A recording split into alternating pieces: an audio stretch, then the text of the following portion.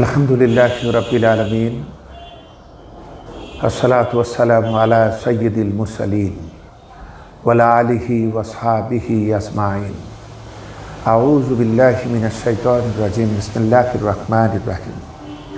সম্মানিত দর্শক শ্রোতৃ মণ্ডলী, ভাইরা, বোনেরা, আমরা আল্লাহ সুবহানাহু ওয়া তাআলার একান্ত অনুগ্রহের শুকরিয়া জানাই, যিনি বিগত দিনের মতো আজও আমাদেরকে আমাদের প্রিয় মিজানুর রহমান আজহারির মেসেজ বইখানা আধুনিক মননে দিনের ছোঁয়া, ইউ হ্যাভ 12 আনরিড মেসেজেস,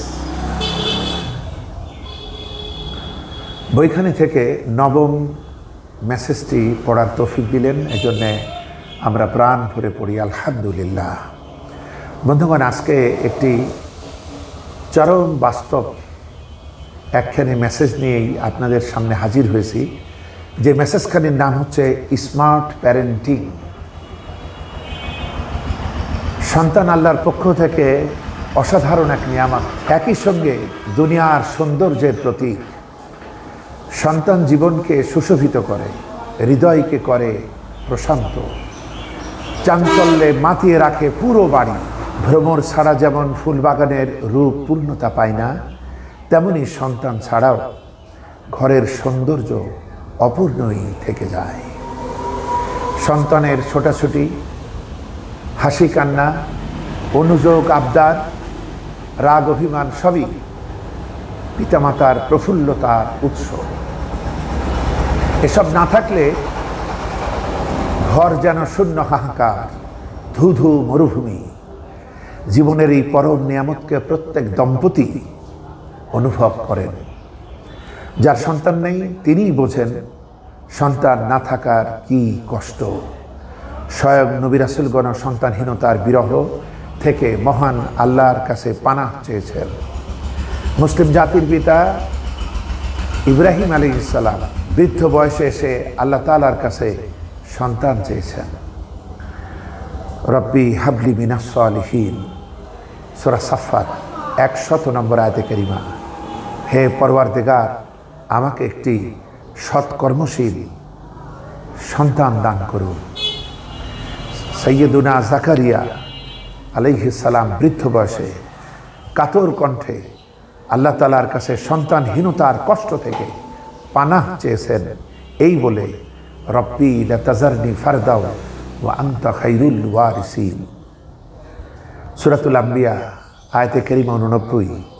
হে আমার রব, আমাকে একা রাখবেন না, নিঃসন্তান বানিয়ে রাখবেন না, আপনি তো শ্রেষ্ঠতম উত্তরাধিকারী।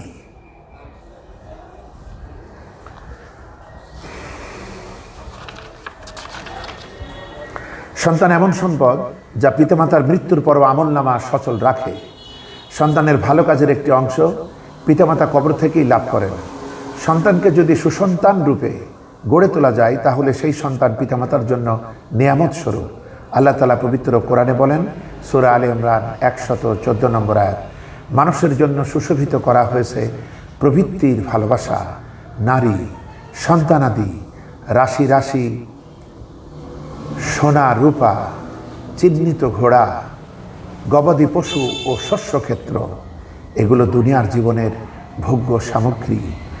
আর আল্লাহ তাআলার নিকট রয়েছে উত্তম প্রত্যাবর্তন স্থল।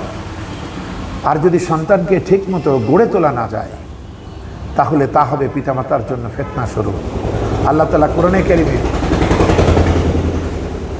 সূরা আনফালের 28 নম্বর আয়াতে কারিমার মাঝে বলেছেন, আর জেনে রাখো তোমাদের ধনসম্পদ ও সন্তান সন্ততি ফিতনা স্বরূপ।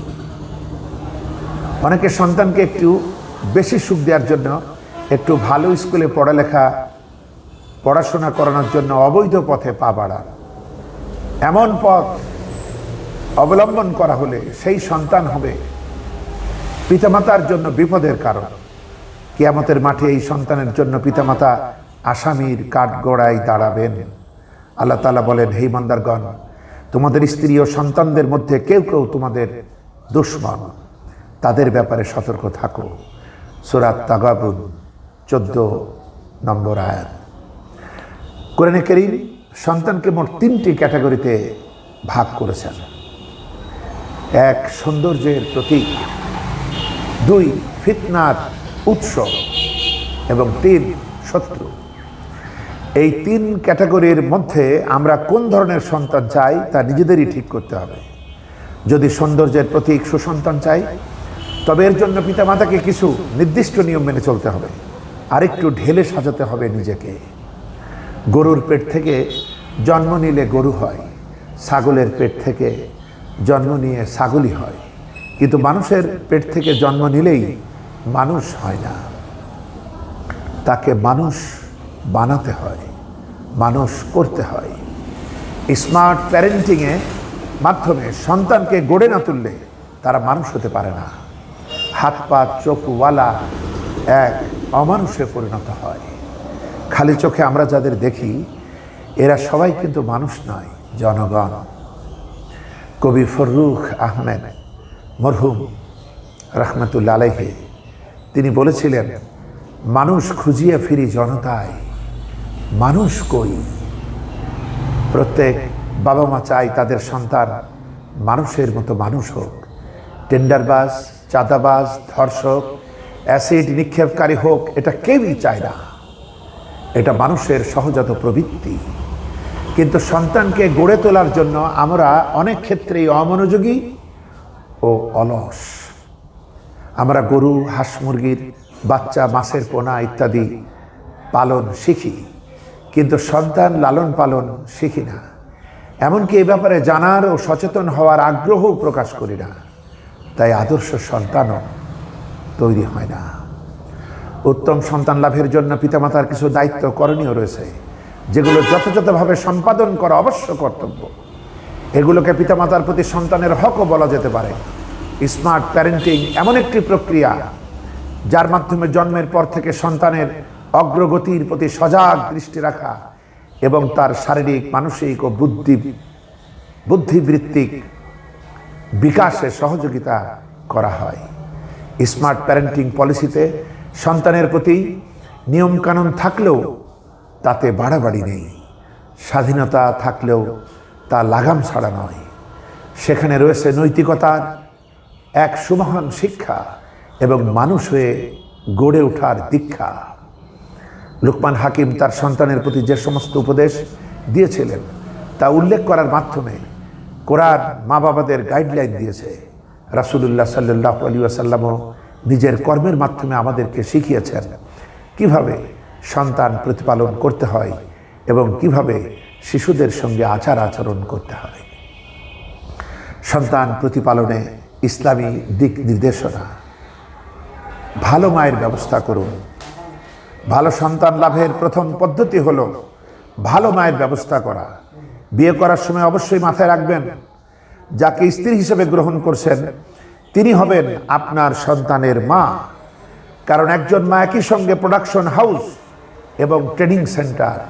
মা যদি ভালো হয় তাহলে সন্তানরাও ভালো হয়। প্রবাদ আছে, বাপ ভালো তো বেটা ভালো, মা ভালো তো ঝি, গাই ভালো তো বাছুর ভালো, দুধ ভালো তো ঘি। প্রতিটি মায়ের গর্ভ এক একটা খনি। এটা সাধারণ কোনো খনি নয়। তেলের খনি, গ্যাসের খনি, স্বর্ণের খনি, পেট্রোলিয়ামের খনির চেয়েও দামি খনি। কারণ এই গর্ভগুলোই ধারণ করেছে পৃথিবীর বড় বড় সব অলিদের, আল্লাহর নবীদের এবং সকল মহামানবদের। আবার এই নবীদের গর্ভেই বেড়ে উঠেছে পৃথিবীর তাবৎ সব জালিম, টেন্ডারবাজ, চাঁদাবাজ, ধর্ষক, সন্ত্রাসী। এই পার্থক্যের কারণ কি?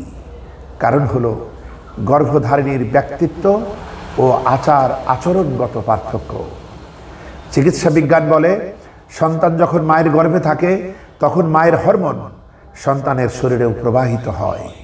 আমরা জানি মানুষের প্রত্যেকটি কাজ ও অনুভূতির জন্য শরীরে পৃথক পৃথক হরমোন প্রবাহিত হয়। হাসলে এক ধরনের হরমোন প্রবাহিত হয়, কাঁদলে আরেক ধরনের। একইভাবে ভালো চিন্তা করলে এক ধরনের, কুটনামি করলে আরেক ধরনের হরমোন প্রবাহিত হয়। মা যখন ভালো চিন্তা করেন তখন তার শরীরে যে হরমোন প্রবাহিত হয় তা সন্তানের শরীরেও প্রবেশ করে। ফলে সন্তান মায়ের উদরে থেকেই ভালো চিন্তা করতে শেখে। আবার মা যখন কুটনামি করে, কারো গীবত করে, মনে হিংসা লালন করেন, তখন সেই হরমোন সন্তানের শরীরেও প্রবাহিত হয়। ফলে সন্তান দুনিয়ায় আসার আগেই এসব বাজে গুণ শিখে যায়। এগুলো নিয়েই সে পৃথিবীতে আগমন করে। অর্থাৎ গর্ভাবস্থায় মায়েদের আবেগ, অনুভূতি, চিন্তা, চেতনা, কার্যক্রম সব কিছুই তার গর্ভে থাকা সন্তানের ব্রেনে সঞ্চারিত হয়। গর্ভে আসার 4 মাসের মধ্যেই সন্তানের মাঝে শোনার অনুভূতি জাগ্রত হয়। ফলে সে গর্ভে থেকেই শুনতে পায়, মা যা বলে, যা শোনে সবই সে জঠর থেকে কান পেতে শোনে। মা যদি এই সময়টা কোরআনে কারীম তেলাওয়াত করে বা শোনে, ভালো নসিহত শোনে, ভালো বই পড়ে, তাহলে সন্তানও মায়ের রেহেম থেকে, জরায়ু থেকে এসব শুনে প্রভাবিত হতে পারে।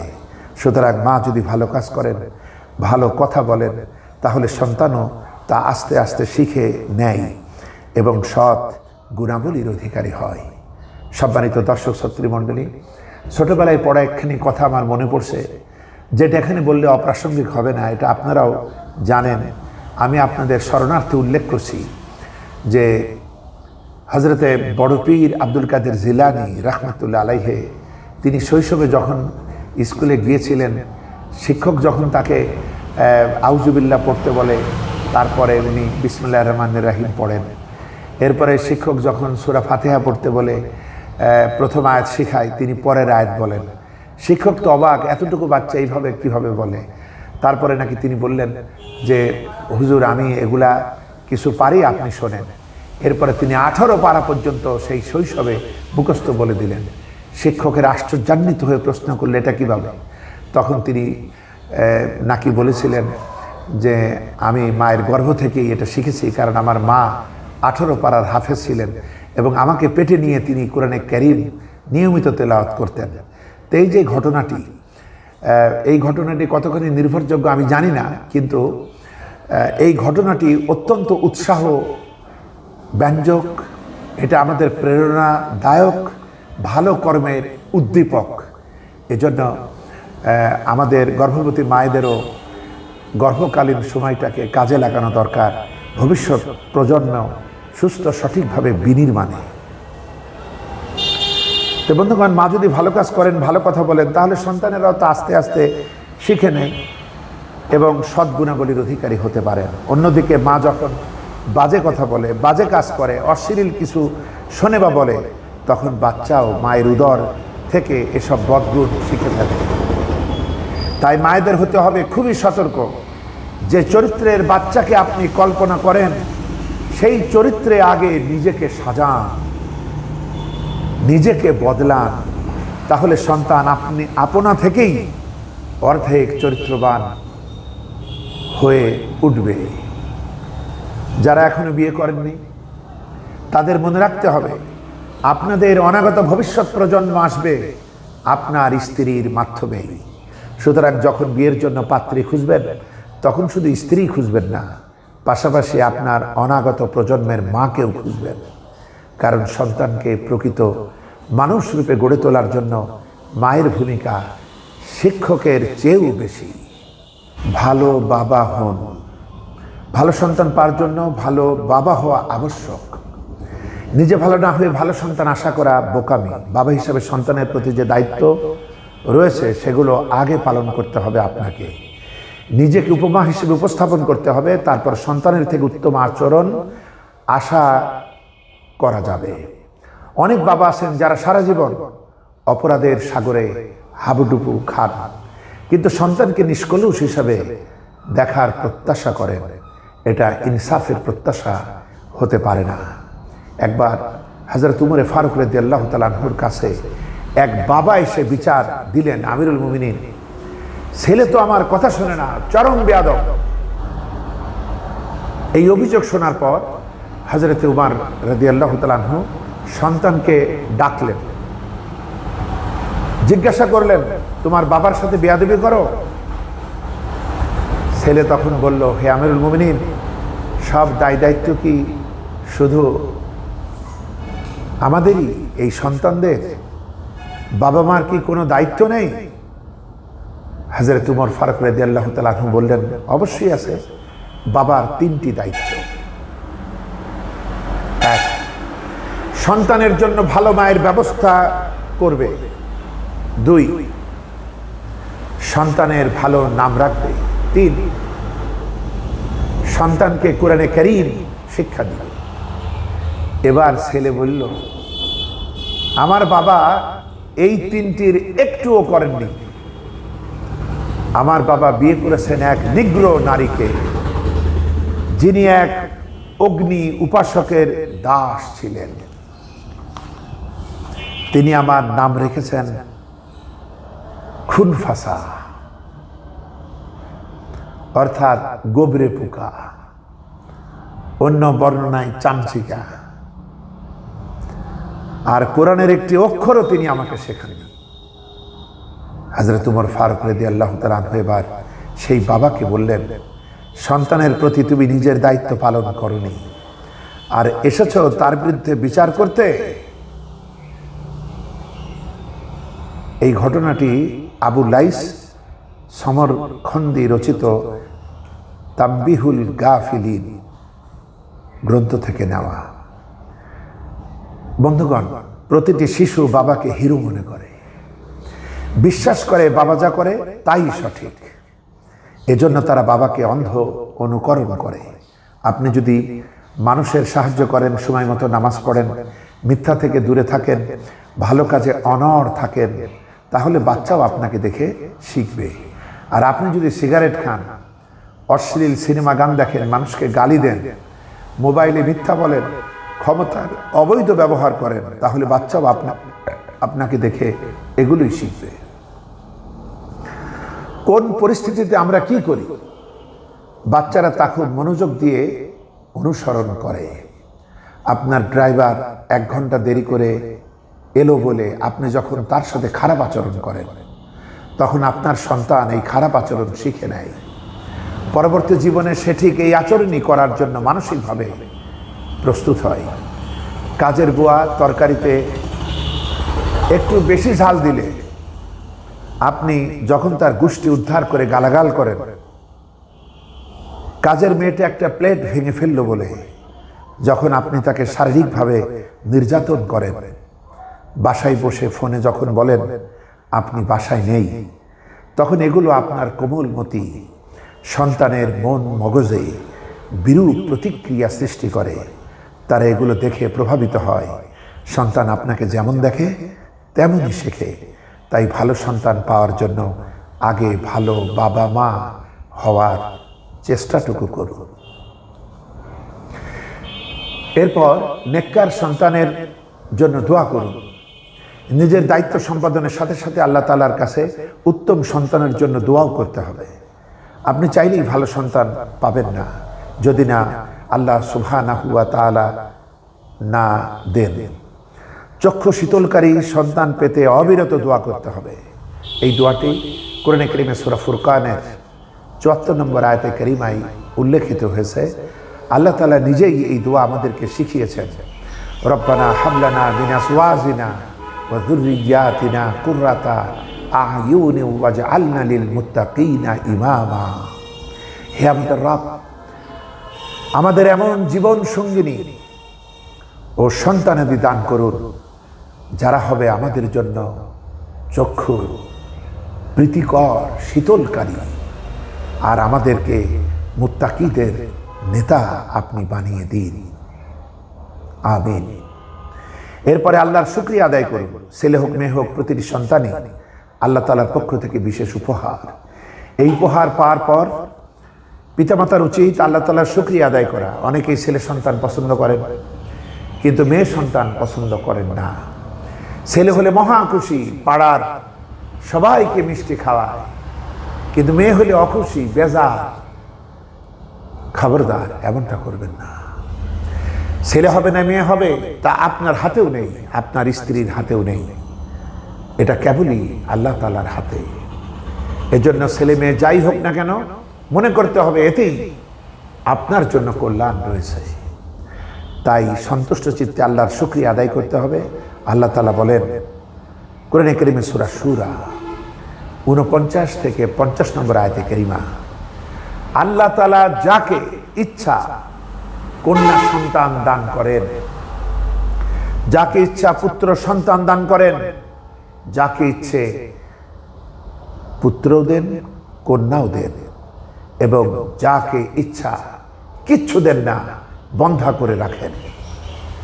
তিনি সব কিছু জানেন এবং সব কিছু করতে পুরোই সক্ষম।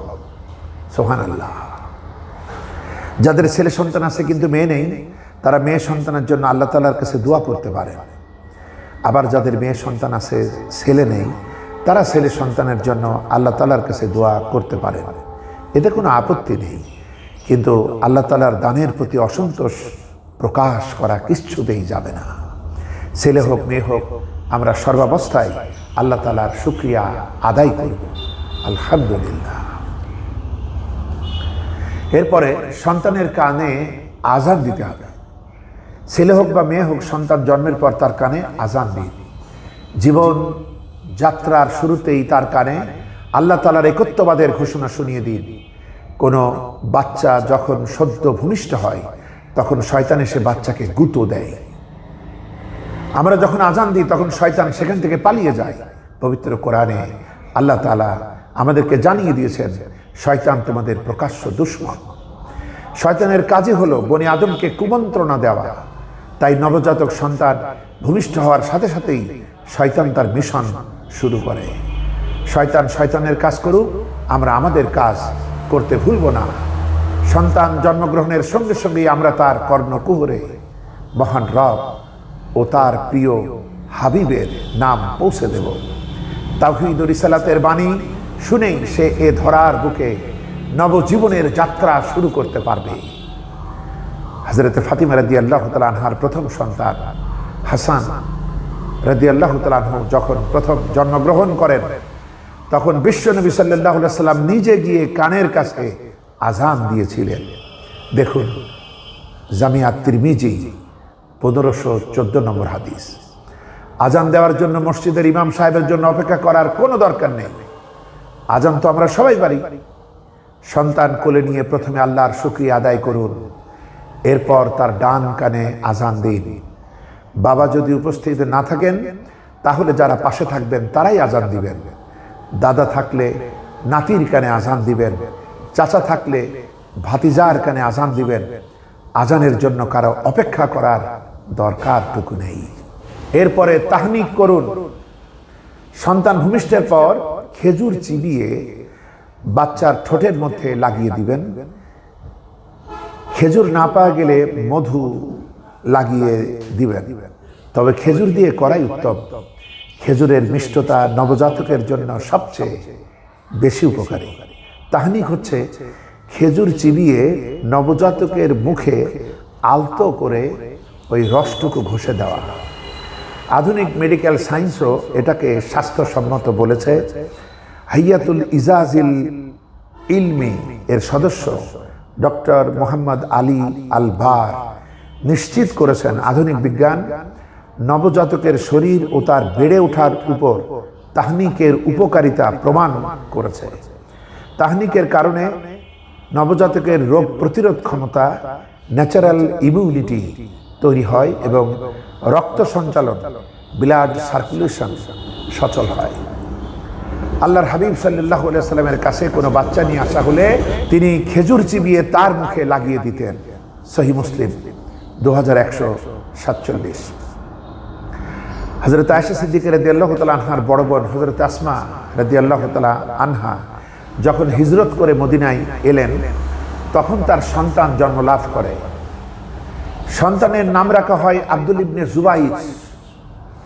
সন্তানকে নবীজি সাল্লাল্লাহু আলাইহি ওয়াসাল্লামের কাছে নিয়ে আসা হলে তিনি একটি খেজুর চিবিয়ে তার মুখে থুতু দিলেন। আসমা রাদিয়াল্লাহু তাআলা আনহা খুব গর্ব করে বলতেন, আমার আব্দুল্লাহর পেটে সর্বপ্রথম যে বস্তুটি গিয়েছিল সেটা ছিল নবীজি সাল্লাল্লাহু আলাইহি ওয়াসাল্লামের থুতু মুবারক। এরপরে আকিকা দেওয়া। বাচ্চার বয়স 7 দিন হলে আকিকা করুন। বিশ্বনবী সাল্লাল্লাহু আলাইহি সাল্লাম বলেন, প্রত্যেক সন্তান নিজের আকিকার সাথে আবদ্ধ। জন্মের 7ম দিনে তার পক্ষ থেকে জবেহ দাও। সুনান আন-নাসাই 4220 নম্বর হাদিস। অনেকেই আকিকা 7ম দিনে না দিয়ে কুরবানির জন্য রেখে দেন। ফিকহি মাসালায় এটা জায়েজ আছে, তবে উত্তম হলো 7ম দিন সম্পন্ন করা। নবীজি সাল্লাল্লাহু আলাইহি সাল্লাম হাসান ও হুসাইন রাদিয়াল্লাহু তাআলা আনহুম এদের আকিকা 7ম দিনে সম্পন্ন করেছিলেন এবং প্রত্যেকের জন্য 2টি করে ছাগল জবাই দিয়েছিলেন। এটিই সুন্নাহ। সুনানে আন-নাসাই 4219, হাকিম 4/264। ছেলে হলে 2টো ছাগল জবাই করবেন, মেয়ে হলে 1টি ছাগল। সুনান আন-নাসাই 4212। এরপরে সুন্দর নাম রাখুন। আকিকার দিনে সন্তানের সুন্দর অর্থপূর্ণ একটি নাম রাখুন। বিশ্বনবী সাল্লাল্লাহু আলাইহি ওয়াসাল্লাম বলেন, 7ম দিনে আকিকা করতে হবে এবং নাম রাখতে হবে। সুনান নাসাই 4220 নম্বর হাদিস। নাম ব্যক্তির বাহ্যিক পরিচয় বহন করে, নামের মাঝেই লুকিয়ে থাকে আসল পরিচয়, আমার পরিচয়। নাম দিয়েই মানুষ কাউকে প্রাথমিকভাবে বিচার করে। এই নাম যদি হয় সুন্দর অর্থপূর্ণ, তাহলে তা ব্যক্তির মান, শান, ইমেজ বাড়িয়ে দেয়। আর যদি নাম হয় বিদঘুটে অর্থের, তাহলে শুরুতেই সে অপমানকর অবস্থার মধ্যে পড়ে যায়। দুনিয়ার নাম ধরেই কিয়ামতের মাঠে মানুষকে ডাকা হবে। তাই নাম অর্থহীন ও হাস্যকর হলে হাসরের মাঠেও ফেরেশতা এবং কোটি কোটি মানুষের সামনে চরম বেইজ্জতির মধ্যে পড়তে হবে। বিশ্বনবী বলেন, কিয়ামতের দিন তোমাদেরকে নিজের এবং পিতার নাম ধরে ডাকা হবে, তাই তোমরা সুন্দর নামকরণ করবে। সুনান আবু দাউদ 4948। বিশ্বনবী সাল্লাল্লাহু আলাইহি সাল্লাম বলেন, কিয়ামতের দিন তোমাদেরকে নিজের এবং পিতার নাম ধরে ডাকা হবে, তাই তোমরা সুন্দর নামকরণ করবে। সুনান আবু দাউদ 4948। ছেলে বাচ্চাদের নাম রাখার ক্ষেত্রে চেষ্টা করা উচিত আব্দুল্লাহ বা আব্দুর রহমান রাখা, কারণ এই 2টি নাম আল্লাহ তাআলার কাছে সবচেয়ে প্রিয়। নবীজি বলেন, আল্লাহ তাআলার কাছে সবচেয়ে সুন্দর নাম হলো আব্দুল্লাহ ও আব্দুর রহমান। জামিয়া তিরমিজি 2833। এগুলো রাখা না হলে নবী রাসূলদের সাথে অথবা সাহাবীদের নামের সাথে মিলিয়ে নাম রাখা উচিত। যেমন ইব্রাহিম, ইউসুফ, ইসমাইল, জাকারিয়া, শোয়াইব, মুহাম্মদ এবং আবু বকর, উমর, উসমান, আলী, হামজা, খাব্বাব, খুবাইব, জাইদ ইত্যাদি। এগুলো ছাড়াও যে কোনো ভালো অর্থপূর্ণ নাম রাখা যেতে পারে। মেয়ে বাচ্চাদের নাম রাখার ক্ষেত্রে ফাতিমা, মারিয়াম, খাদিজা, আয়েশা, হাফসা প্রমুখ মহিয়সী নারীদের নামের পাশাপাশি যে কোনো ভালো অর্থপূর্ণ নাম পছন্দ করা যেতে পারে, কারণ প্রতিটি নামেরই একটি প্রভাব আছে। ব্যক্তির নাম তার প্রভাব ও স্বভাব চরিত্রের উপর ইতিবাচক অথবা নেতিবাচক প্রভাব ফেলে। নাম শুধু পরিচয়েরই বাহন নয়, বরং ব্যক্তির চিন্তা চেতনা ও রুচি অভিরুচিরও আয়না স্বরূপ। নাম যদি রাখা হয় সন্টু কিংবা বল্টু, তাহলে তার প্রভাব সন্টু বল্টুর মতোই হবে। আর নাম যদি রাখে খালিদ, তাহলে তার প্রভাব খালিদ বিন ওয়ালিদ রাদিয়াল্লাহু তাআলা আনহুর মতোই হবে। এখন সিদ্ধান্ত আপনার। সন্তানের নাম কেবল আরবিতে রাখলেই যে সেটা ইসলামিক হয়ে যায় এমনটা নয়। কোরআনের শব্দ হলেই নামটি ইসলামী হবে তাও নয়, কারণ কোরআনে অনেক কাফিরের নামও আছে। তাই নাম ইসলামী হলো কিনা সেটা বুঝতে মৌলিকভাবে 2টি বিষয় খেয়াল রাখতে হবে। 1, শিরকি অর্থ না থাকা। 2, খারাপ অর্থবোধক না হওয়া। এই 2টি বিষয় নিশ্চিত করা গেলে যে কোনো ভালো নাম, সেটা যে ভাষারই হোক না কেন, তাতে সমস্যা নেই। তবে ইসলামী সংস্কৃতি ও মুসলিম ঐতিহ্যের সাথে মিল রেখে শিশুর নাম নির্বাচন করার ব্যাপারে আমরা সবসময় আরবিতেই অভিভাবকদের উৎসাহিত করে থাকি। সুন্দর নাম নির্ধারণের ক্ষেত্রে প্রয়োজনে কোনো ভালো আলিমের পরামর্শ নেওয়া যেতে পারে। চুল মুন্ডন সপ্তম দিনে বাচ্চার চুল কেটে দিবেন, সুনানে আন-নাসাই 4220 নম্বর হাদিস। তবে ডাক্তাররা স্পেশাল কোনো কারণে যদি হালাক তথা চুল কাটতে নিষেধ করেন তখন সেটে দিবেন। চুল মুন্ডনের পর সেগুলো ওজন করে সমপরিমাণ রূপা দান করবেন। ফাতিমা রাদিয়াল্লাহু তাআলা আনহার ছেলে হাসান রাদিয়াল্লাহু তাআলা আনহুর জন্মের পর রাসূলুল্লাহ সাল্লাল্লাহু আলাইহি সাল্লাম কন্যাকে চুলের সমপরিমাণ রূপা দান করতে বলেন। জামিয়া তিরমিজি 1519। 2 বছর মাকে বুকের দুধ খাওয়াতে হবে, এটি মায়ের দায়িত্ব। ভূমিষ্ঠের পর থেকে 2 বছর পর্যন্ত সন্তানকে বুকের দুধ খাওয়ানো মায়ের প্রধান দায়িত্ব। কিন্তু বর্তমানে অনেক মা এই দায়িত্বের কথা ভুলে যান। তারা ইনিয়ে বিনিয়ে এই দায়িত্বকে পাশ কাটাতে চান। তারা চায় ডানো, সেরেলাক, নিডো ইত্যাদি খাওয়ানোর মাধ্যমে নিজেদের সৌন্দর্য ধরে রাখতে। এটা খুবই গহীত্য কাজ। আল্লাহ তাআলা সন্তানের জন্য প্রয়োজনীয় সমস্ত খাদ্য মায়ের বুকের দুধের মধ্যে রেখেছেন। এটা শিশুর সমস্ত রোগের জন্য ভ্যাকসিন স্বরূপ। মা যদি এই খাদ্য ভাণ্ডারের দরজা বন্ধ করে দেন তাহলে এর চেয়ে নিষ্ঠুর আচরণ আর কিছু হতে পারে না। আল্লাহ তাআলা সন্তানকে মায়ের আনুগত্য করতে বলেছেন এই দুধের দোহাই দিয়েই।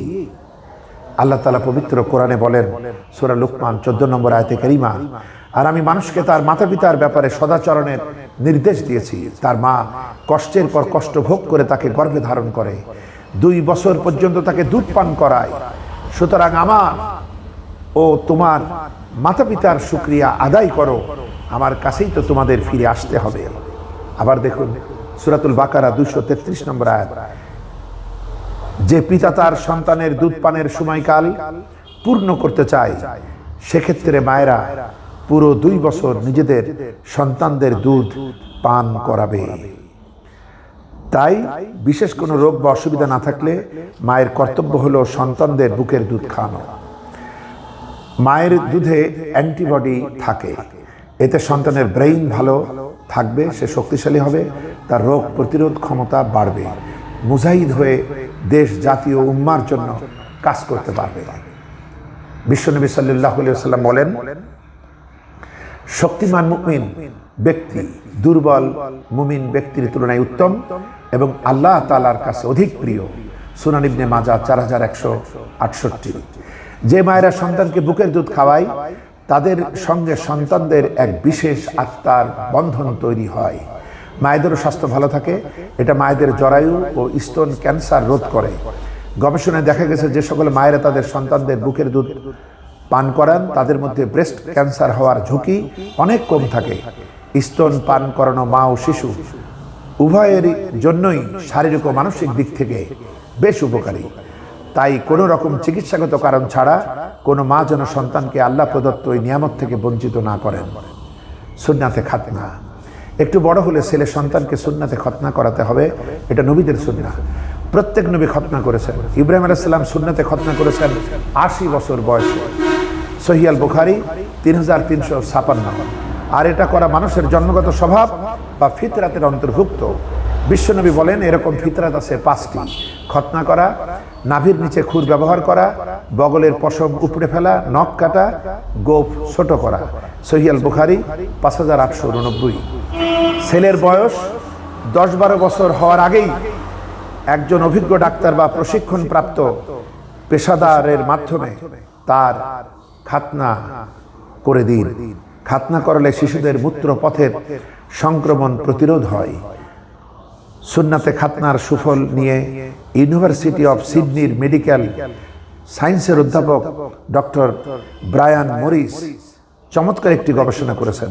তাতে উল্লেখ করা হয় যেসব ছেলেদের খাতনা সার্কামসিশন করা হয়নি তাদের কিডনি, মূত্রথলি ও মূত্রনালীর ইনফেকশন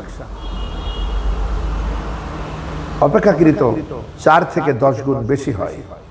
তিনি মনে করেন খাতনার সার্কামসিশনের মাধ্যমে অন্তত 1/4 মূত্রনালীর ইনফেকশন হ্রাস করা যায়। বাচ্চাদের ছোটকাল কাদামাটির মতো। কাদামাটিকে যেমন ইচ্ছে মতো ডিজাইন করা যায় তেমনি ছোট বাচ্চাদের আচরণও ইচ্ছে মতো গঠন করা সম্ভব। এই বয়সে যদি তাদের সুন্দর আচরণ শিক্ষা দেওয়া না হয় তাহলে পরিণত বয়সে তা সম্ভবপর হয় না।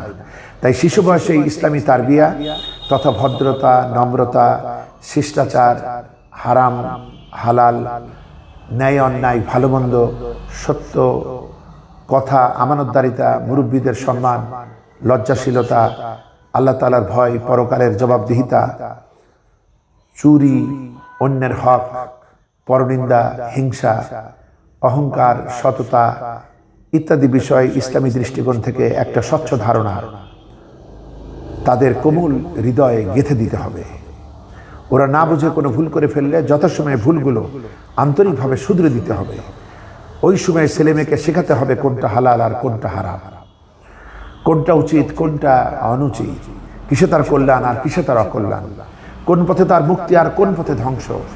এই সময়টাতে ওদের ব্রেনে একবার যা ইনস্টল করে দেয়া হবে সেটা সহজেই আর ডিলিট হবে না।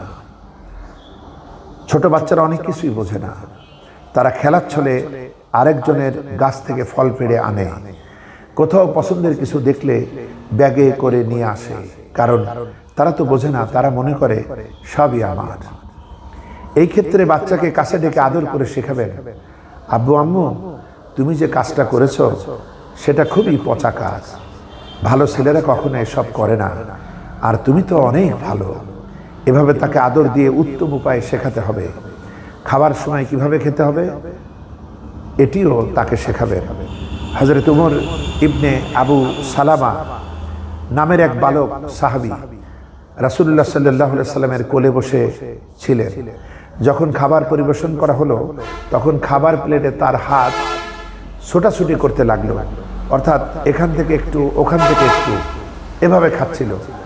রাসূলুল্লাহ সাল্লাল্লাহু আলাইহি সাল্লাম তাকে আদর করে শিখিয়ে দিলেন, হে বৎস, বিসমিল্লাহ বলে ডান হাত দিয়ে খাও এবং প্লেটে তোমার কোলের দিক থেকে খাও। রাসূল সাল্লাল্লাহু আলাইহি সাল্লামের এই কথাটি তিনি সারা জীবন মেনে চলেছিলেন। তিনি বলেন, এরপর থেকে আমি সব সময় এই নিয়মেই খাদ্য গ্রহণ করতাম। সহিহ আল বুখারী 5376। বাচ্চারা সাধারণত উল্টোটা করতে পছন্দ করে। খেয়াল করলে দেখবেন অনেক বাচ্চা ডান পায়ের জুতো বাম পায়ে পরে আর বাম পায়েরটা ডান পায়ে। ওদের ধরে ধরে শিখিয়ে দিতে হয়। এই সময় না শেখালে সবসময় উল্টোটাই করে যাবে, আজীবন উল্টো পথেই হাঁটবে। শিশুকাল থেকেই আল্লাহর ভয় বাচ্চার হৃদয়ে ঢুকিয়ে দিতে হবে। বাচ্চাকে বোঝাতে হবে কেউ যেটা দেখে না সেটা আল্লাহ দেখেন, কেউ যেটা শোনে না সেটা আল্লাহ তাআলাই শোনেন। এসব কথা যদি বাচ্চাকে বোঝাতে পারেন তাহলে এই ছেলে কখনো অন্ধকার পথে পা বাড়াবে না, জীবনে দুর্নীতিবাজ হবে না, দেশের টাকা বিদেশে পাচার করবে না, জীবনে এই ছেলে কখনো ইফটিজিং করবে না, কোনো মেয়ের মুখে অ্যাসিড ছুড়বে না, ধর্ষণ করবে না। তাই তাদের হৃদয়ে শক্ত করে মহান আল্লাহ তাআলার ভয় ঢুকিয়ে দিতে হবে। তরুণ গীতিকার বিলাল হুসাইন নুরি চমৎকার করেই না লিখেছেন, যাদের হৃদয়ে আছে আল্লাহর ভয় তারা কভু পথ ভুলে যায় না, আল্লাহর প্রেম ছাড়া এই দুনিয়ায় কারো কাছে কোনো কিছু চায় না। বাচ্চাকে ভালো মতো হালাল হারাম শেখাতে হবে। একবার ইমাম হাসান সাদাকার খেজুরের স্তূপ থেকে একটি খেজুর নিয়ে মুখে দিলেন। নবীজি এটা দেখে বলেন, থু মারো, থু মারো, তুমি কি জানো না আমরা সাদাকা খাই না? সহিহ আল বুখারী 3072। প্রিয় নবী সাল্লাল্লাহু আলাইহি সাল্লাম প্রিয় নাতিকে একটি মাত্র খেজুর গলা দিয়ে নামতে দেননি, কারণ ওই খেজুরটা তার জন্য হালাল ছিল না। এভাবে আমরা আমাদের বাচ্চাদের ছোটবেলা থেকেই হালাল হারাম শেখাতে পারি, যা তাদের আজীবনের জন্য পাথেয় হয়ে রবে। জবাবদিহিতা শেখান, বাচ্চাদের জবাবদিহিতার ভয় শেখাবে। যাই করো না কেন কিয়ামতে কিন্তু এর হিসাব তোমাকে দিতেই হবে।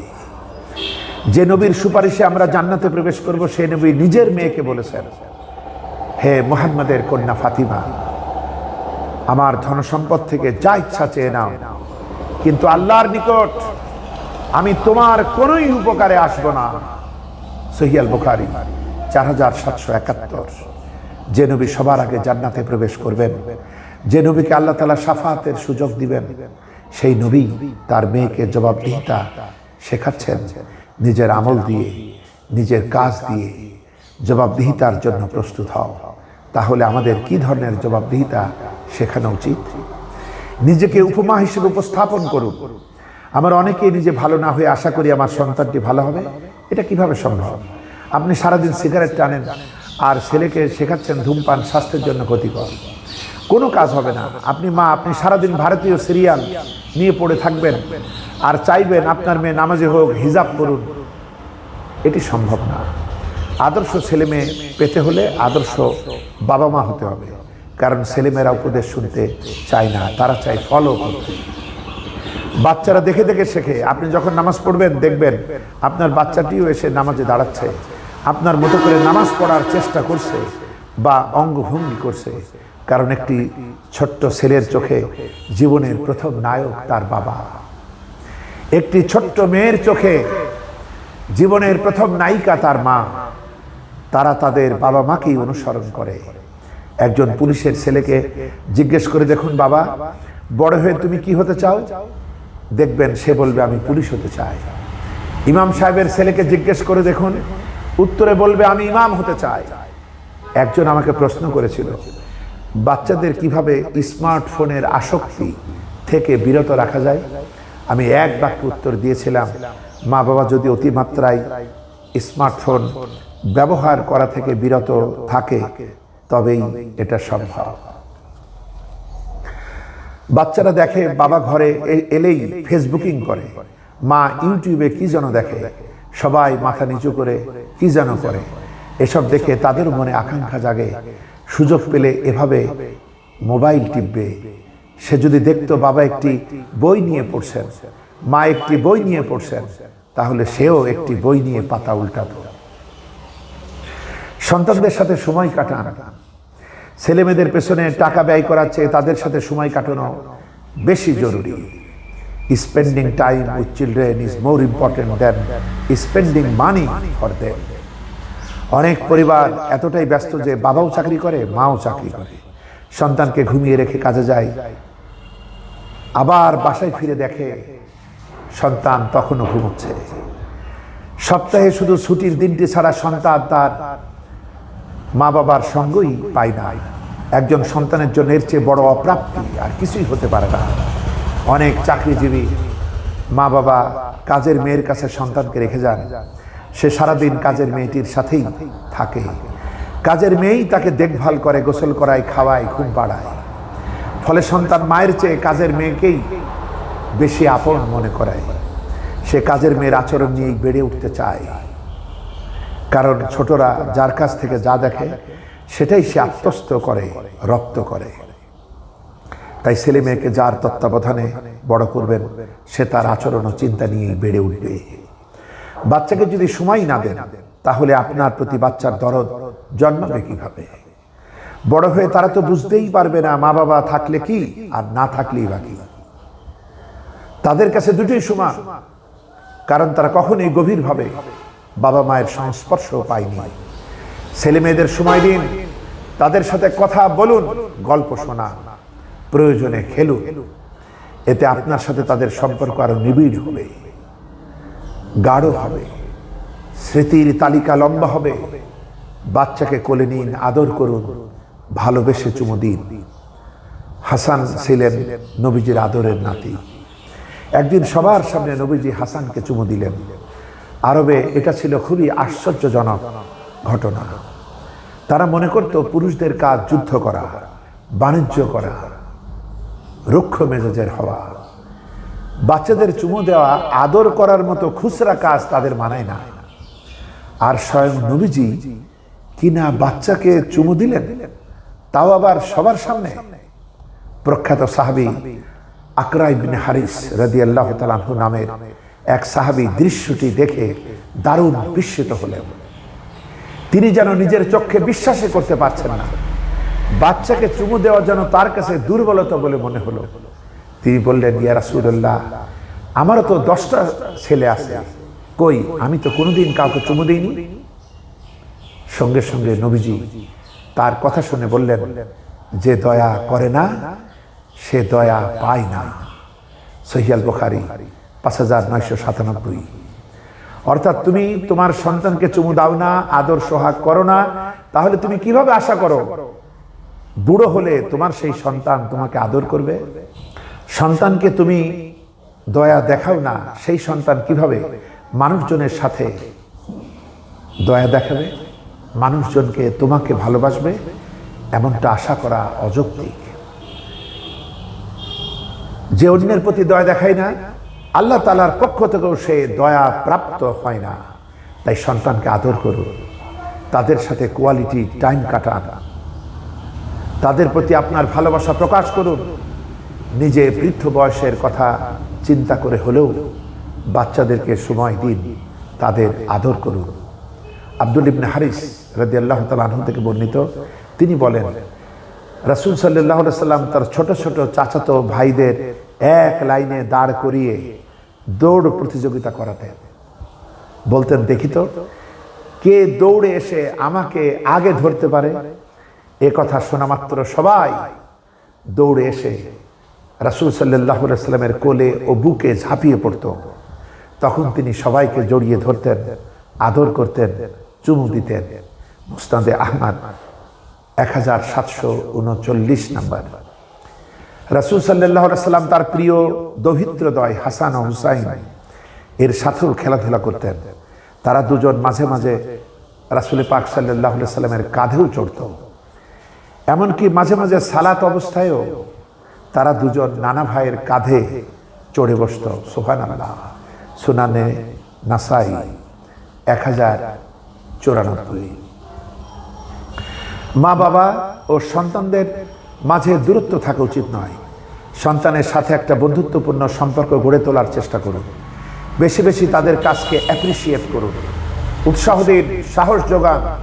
যে কোনো বিষয়ে তারা যেন সবার আগে আপনাদের সাথে শেয়ার করতে স্বাচ্ছন্দ্য বোধ করে। তাদের এই বলে আশ্বস্ত করুন, আমরা তোমার সবচেয়ে কাছের বন্ধু। যে কোনো সমস্যায় আগে আমাদের মাঝে শেয়ার করো, এতে কখনো তোমাদের ক্ষতি হবে না। এরপরে বাচ্চাদের মতামতকে গুরুত্ব দিন। আমরা অনেকেই বাচ্চার অভিমতকে তাচ্ছিল্যের চোখে দেখি, মনে করি তার কথা আবার শোনার কি আছে। এমনটা করা উচিত নয়, কারণ এতে সন্তান নিজেকে খুবই অশ্রুতভাবে মনে করে তার কোনো দাম নেই। আত্মসম্মানহীন অনুভূতি নিয়ে সে বড় হয়, ফলে তার চিন্তার রাজ্য প্রসারিত হতে পারে না, আত্মবিশ্বাসে বলীয়ান হতে পারে না। অন্যদিকে তার কথা শুনলে, মতামত পেশের সুযোগ দিলে তারা নিজেদেরকে পরিবারের গুরুত্বপূর্ণ সদস্য বলে বিবেচনা করতে পারে, আত্মবিশ্বাসী হতে পারে। তারা নতুন নতুন চিন্তা করতে উদ্বুদ্ধ হয়, এতে তাদের চিন্তার রাজ্য প্রসারিত হয়, তারা আত্মবিশ্বাসে বলীয়ান হয়। সর্বোপরি একজন চিন্তাশীল, সৃজনশীল, মননশীল মানুষ হিসেবে গড়ে উঠতে পারে। তাই পারিবারিক বৈঠকগুলোতে তাদেরও রাখুন, তাদের মতামত নিন। কখনো কখনো বাচ্চাদের মাথা থেকেও অনেক উত্তম আইডিয়া চলে আসে। বাচ্চারা কি বলতে চায় মনোযোগ দিয়ে শুনুন। অনেকেই আছে বাচ্চা ডাকছে আব্বু আব্বু, আর তিনি মোবাইলের স্ক্রিনে ব্যস্ত, অথচ তার উচিত ছিল বাচ্চা কি বলতে চায় সেদিকে গুরুত্ব দেওয়া। বাচ্চা ডাকলে তার দিকে ঘুরে বসুন, মুখোমুখি হয়ে শুনুন সে কি বলতে চায়। পরিবারের গুরুত্বপূর্ণ বিষয়ে তার থেকে মতামত নিন।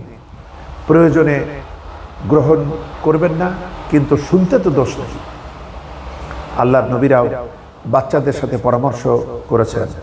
সাইয়্যিদুনা ইব্রাহিম আলাইহিস সালাম স্বপ্নে দেখলেন তিনি ইসমাইল আলাইহিস সালামকে জবাই করছেন। সকালে ঘুম থেকে উঠে তিনি সন্তানকে বললেন, হে আমার প্রিয় ছেলে, আমি স্বপ্নে দেখেছি তোমাকে জবাই করছি, এ ব্যাপারে তোমার অভিমত কি? খেয়াল করে দেখুন, বাবা সন্তানের মতামত চাচ্ছেন। স্বপ্ন দেখার সাথে সাথেই গলায় ছুরি চালাননি। উত্তরে ইসমাইল আলাইহিস সালাম বললেন, হে আমার পিতা, আপনাকে যা আদেশ করা হয়েছে আপনি তাই করুন। ইনশাআল্লাহ আপনি আমাকে অবশ্যই সবর অবলম্বনকারীদের অন্তর্ভুক্ত পাবেন। সূরা সাফফাত 102 নম্বর আয়াত। একজন নবী হওয়া সত্ত্বেও হযরত ইব্রাহিম আলাইহিস সালাম আল্লাহর নির্দেশ কার্যকর করার আগে সন্তানের মতামত নিয়েছেন। সেখানে আমরা কেন সন্তানের মতামতকে খাটো চোখে দেখব? বদদুয়া থেকে বিরত থাকুন। কখনো বাচ্চাদের বদদুয়া করবেন না। সন্তান যত দুষ্টই হোক, বদের হাড্ডি হোক, বদদুয়া দেওয়া যাবে না। আমরা রাগের চোটে মারাত্মক সব কথা বলে ভুল করে বসি। মনে রাখতে হবে বুলেট মিস হতে পারে, কিন্তু মা বাবার দোয়া মিস হওয়ার সম্ভাবনা কি? রাসূলুল্লাহ সাল্লাল্লাহু আলাইহি সাল্লাম বলেন, 3 ব্যক্তির দোয়া নিঃসন্দেহে কবুল হয়: মাজলুমের দোয়া, মুসাফিরের দোয়া, সন্তানের জন্য মাতা পিতার দোয়া। সুনান ইবনে মাজাহ 3862। বাবা মায়ের রাগের মাথায় বলা কথাটাও আল্লাহ কবুল করে নিতে পারেন। এজন্য বিশ্বনবী বাবা মাকে সন্তানের জন্য বদদোয়া করতে নিষেধ করেছেন। সহিহ মুসলিম 3014। সন্তানের জন্য একটি ভালো দোয়া আগে থেকেই ঠিক করে রাখুন। রাগ উঠলে ওই ভালো দোয়াটি বারবার করবেন, এতে রাগও মিটল, সন্তানও বদদোয়া থেকে বেঁচে গেল। শাইখ আদিল আল কালবানি লন্ডনের এক কনফারেন্সে পবিত্র কাবা শরীফের ইমাম হিসাবে নিয়োগ প্রাপ্তি নিয়ে তার জীবনের একটি চমৎকার কাহিনী বর্ণনা করেছিলেন। কালো বর্ণের মানুষ শাইখ আদিল আল কালবানি পারস্য উপসাগরীয় এক দরিদ্র পরিবারের সন্তান। মসজিদুল হারামে নামাজের ইমামতি করা অসাধারণ সম্মান, আর এই কাজ শুধু আরব ভূখণ্ডের আরবদের জন্যই নির্ধারিত। তিনি বলেন, আমার মায়ের দোয়া আমাকে কাবার ইমাম বানিয়েছে। সুবহানাল্লাহ। নিউ ইয়র্ক টাইমসের সঙ্গে সাক্ষাৎকারে শাইখ কালবানি বলেন, ছোটবেলায় আমি ছিলাম খুব দুষ্টু প্রকৃতির, দুষ্টুমি করে প্রায়ই মাকে রাগাতাম, কিন্তু আমার মা ছিলেন খুবই দিনদার একজন মহিলা। তিনি জানতেন আল্লাহর কাছে দোয়ার কি শক্তি। আন্তরিকভাবে করা দোয়া কখনো বিফলে যায় না। তিনি দোয়া করাটা তার অভ্যাসে পরিণত করেছিলেন। আমার উপর মা যখনই রেগে যেতেন তখনই বলতেন, আল্লাহ যেন তোমাকে পথ দেখান এবং তোমাকে কাবার ইমাম বানান। সুবহানাল্লাহ। আল্লাহ আমার মায়ের দোয়া কবুল করেছেন এবং আমি আজ কাবার ইমাম। অভিভাবকদের উদ্দেশ্যে তিনি বলেন, যখন আপনার সন্তান দুষ্টুমি করবে অথবা খারাপ আচরণ করবে তখন তাকে গালমন্দ করবেন না, এতে বিপর্যয় ঘটতে পারে। রাগান্বিত অবস্থায় আপনাদের ভাষা সংবরণ করুন। আপনার ছেলেমেয়েদের জন্য ভালো দোয়া করার অভ্যাস তৈরি করুন। এমনকি যখন আপনি অনেক রেগে যান তখনও তার জন্য দোয়া করুন। এরপরে ইবাদত প্র্যাকটিস করা। সন্তানরা কিছুটা বুঝতে শেখার পর থেকেই সন্তানদের নামাজের শিক্ষা দেওয়াটা উচিত। তাকে সাথে করে নামাজে নিয়ে যাওয়া উচিত। একটু বড় হওয়ার পর আস্তে আস্তে নামাজের নিয়মকানুন শেখানো, কোরআন শেখানো, দোয়া, ওযুর নিয়ম, গোসল, জরুরি মাসাইল ইত্যাদি শেখানো বাবা মায়ের কর্তব্য। সন্তানের বয়স 7 বছর হলে তাকে নামাজের জন্য জোর দিন। 10 বছর হলে শাসন করুন। রাসূলুল্লাহ সাল্লাল্লাহু আলাইহি সাল্লাম বলেছেন, এটি সুনান আবু দাউদের হাদিস 495 নম্বর, সন্তানদের বয়স 7 বছর হলে তাদের নামাজের নির্দেশ দাও। 10 বছর হলে নামাজের জন্য প্রয়োজনে তাদেরকে মৃদু প্রহার করো। অনেকেই ছেলে মেয়েকে 4 ওয়াক্ত নামাজ পড়ায়, কিন্তু ফজরের সময় ডাকে না, ভাবে আদরের ছেলে আরেকটু ঘুমাক। আরামে ঘুমাচ্ছে নাকি তড়িঘড়ি করে ছেলেকে ঘুম থেকে ডেকে তুলবেন? এই দুনিয়ায় আবার একটু লাগতো 1 মিনিট 40 সেকেন্ড। আচ্ছা, অনেকেই ছেলে মেয়েকে 4 ওয়াক্ত নামাজ পড়ায়, ফজরের সময় ডাকে না, ভাবে আদরের ছেলে আরেকটু ঘুমাক। আচ্ছা, আপনার ঘরে আগুন লাগলে তখনও কি বলবেন ছেলেটা আরেকটু ঘুমাক, আরামে ঘুমাচ্ছে? নাকি তড়িঘড়ি করে ছেলেকে ঘুম থেকে ডেকে তুলবেন? এই দুনিয়ার আগুন থেকে রক্ষা করার জন্য যদি ছেলে মেয়েকে ঘুম থেকে ডেকে উঠাতে পারেন, তাহলে জাহান্নামের ভয়াবহ আগুন থেকে রক্ষার জন্য ফজরের ওয়াক্তে ডেকে উঠাতে পারেন না কেন? অবশ্যই পারবেন, আর পারতে আপনাকে হবেই। রমজান মাসে বাচ্চাদের রোজা রাখতে উদ্বুদ্ধ করুন। অনেক বাচ্চা রোজা রাখতে চায়, কিন্তু বাবা মা রাখতে দেন না। এটা ঠিক না। 1 দিন 2 দিন না খেয়ে থাকলে বাচ্চা মারা যাবে না, বরং তাকে ট্রেনিং দিন। কষ্টকর ইবাদতগুলোতে ধীরে ধীরে অভ্যস্ত করে তুলুন, তার স্পিরিটটাকে কাজে লাগান। ডিসেম্বরে যখন স্কুল ছুটি দিবে তখন ঘরের সবাইকে নিয়ে রাতে তাহাজ্জুদের নামাজ পড়ুন। আপনি থাকবেন ইমাম, পিছনে আপনার ছেলে, তার পিছনে আপনার স্ত্রী ও মেয়ে, এভাবে পরিবারে জান্নাতি একটা আমেজ গড়ে তুলুন। আল্লাহ আমাদেরকে তৌফিক দিন, আমরা বলি আমিন। এরপরে ছেলেমেয়েকে ভালো নামে ডাকুন। প্রত্যেক নবী সন্তানদের সুন্দর নামে ডাকতেন। তারা ডাকতেন ইয়া বুনাইয়া বলে। এটার অর্থ হলো হে আমার কলিজার টুকরা সন্তান। ফাতিমা যখন বিশ্ব নবীর ঘরে আসতেন তখন নবীজি বলতেন আমার আদরের কন্যাকে মোবারকবাদ। সহিহ আল বুখারী 3623। ফাতিমা তার ছেলে হাসানকে নবীজি খুঁজতেন এভাবে, আমার পিচ্চি কলিজার টুকরোটা কোথায় রে? সহিহ আল মুসলিম 2421। সুতরাং সন্তানদের আদর করে মিষ্টি নামে ডাকুন। বাচ্চাদের সুন্দর ও আদরে নামে ডাকা রাসূলের সুন্নাহ। এরপর বাচ্চাকে আগে সালাম দিন, ঘরে ঢুকেই সালাম দিন। স্ত্রী স্বামীকে সালাম দিবে, স্বামীও স্ত্রীকে সালাম দেবে, বাবা সন্তানকে সালাম দিবে, সন্তানও বাবাকে সালাম দিবে, ছোটরা বড়দের আর বড়রা ছোটদের। এভাবে ঘরে সালামের প্রতিযোগিতা শুরু করলে বাচ্চারা আপনাতেই সালাম প্রদানে অভ্যস্ত হয়ে উঠবে। অনেকে অভিযোগ আর আক্ষেপের সুরে বলে থাকেন ঘরে শান্তি নেই।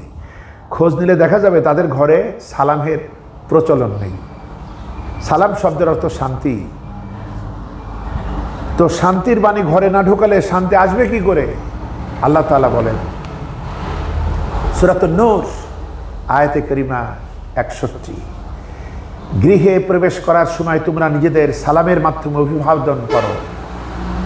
এ কল্যাণের দোয়া আল্লাহর কাছ থেকে নির্ধারিত, বড়ই বরকতপূর্ণ ও পবিত্র। এভাবে আল্লাহ তাআলা তোমাদের সামনে আয়াত বর্ণনা করেন। আশা করা যায় তোমরা বুঝে শুনে কাজ করবে। বিশ্বনবী সাল্লাল্লাহু আলাইহি সাল্লামকে এক সাহাবী জিজ্ঞেস করলেন ইসলামে কোন কাজ উত্তম? তিনি জবাব দিলেন তুমি ক্ষুধার্তকে খাবার দেবে এবং যাকে চেনো আর চেনো না সবাইকে সালাম দিবে। সহিহ আল বুখারী 6236। সালামের মাধ্যমে বাচ্চারা শিষ্টাচারের প্রথম পর্বটা এভাবেই শিখে যায়। তারা মানুষের সাথে মিশতে শেখে এবং ভালো ছেলে বলে স্বীকৃতি পায়। এরপরে বাচ্চাদের উপহার দিন। ভালো কাজের জন্য বাচ্চাকে মাঝে মধ্যে ছোটোখাটো উপহার দিন, এতে তারা উৎসাহী হবে। বাচ্চাকে বলুন 5 ওয়াক্ত নামাজ পড়লে তোমাকে এটা দেব, রমাদানে রোজা রাখলে তোমাকে বেড়াতে নিয়ে যাব। বাচ্চাদের বড় বড় মসজিদে বেড়াতে নিয়ে যান। পৃথিবীর অনেক মুসলিম দেশে মসজিদ থেকে ঘোষণা দেয়া হয় যে একটানা 40 দিন ফজরের নামাজ মসজিদে এসে পড়বে তাকে একটি বাইসাইকেল উপহার দেওয়া হবে। এতে করে বাচ্চারা নামাজের প্রতি আরও উৎসাহী হয়ে ওঠে। আমাদের দেশেরও কয়েকটি মসজিদেও এমন চমৎকার উদ্যোগ নিতে দেখা গেছে। মসজিদে বাচ্চা গেলে কেউ রেগে যাবেন না, কারণ মসজিদে বাচ্চারা যাওয়ার অর্থ ভবিষ্যৎ প্রজন্ম নামাজি হওয়া। তুরস্কের মসজিদগুলোতে লেখা আছে তারাবিহের নামাজের সময় বাচ্চাদের আওয়াজ যদি মসজিদের পেছন থেকে তাদের চিৎকার চেঁচামেচির আওয়াজ শোনা না যায় তাহলে ভবিষ্যৎ প্রজন্ম নিয়ে আশঙ্কায় থাকুন। যদি বাচ্চারা আওয়াজ করে তাহলে বোঝা গেল আপনাদের সন্তান সন্ততি নাতিরা মসজিদে এসেছে। আর যদি মসজিদে বাচ্চাদের কোনো আওয়াজ না থাকে বা তাদের উপস্থিতি টের পাওয়া না যায় তাহলে বোঝা যাবে নতুন প্রজন্ম নামাজে গাফেল। ভবিষ্যতে তাদের টেনেও মসজিদে নিয়ে আসা যাবে না।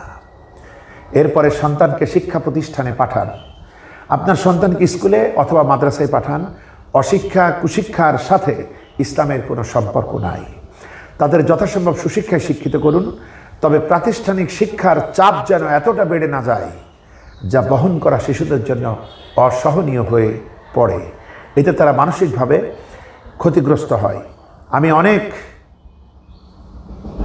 এমন ছেলেদেরকে দেখেছি তার ওজনের চেয়ে পিঠের ব্যাগের ওজন বেশি।